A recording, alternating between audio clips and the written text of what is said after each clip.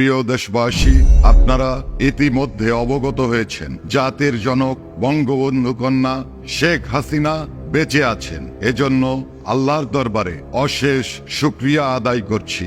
সাথে সাথে আপনাদেরকে বলতে চাই, জাতির জনক টুঙ্গিপাড়ার মাজারে আজ আমরা শপথ গ্রহণ করেছি জাতির জনক বঙ্গবন্ধু কন্যা শেখ হাসিনাকে সসম্মানে দেশে ফিরিয়ে আনার আগ পর্যন্ত আমরা আমাদের আন্দোলন চালিয়ে যাব। বন্ধুগণ, আজকে যারা ভীতি এবং নৈরাজ্য সৃষ্টি করছে তারা সংখ্যালঘু এবং বাংলাদেশের সাধারণ মানুষকে নিয়ে মুজিব পাগল ভাইরা বাংলাদেশের সকল স্থানে আপনারা দুর্বার প্রতিরোধ গড়ে তুলুন।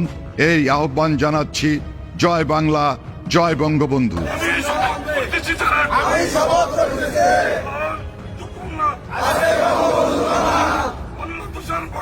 বাংলাদেশে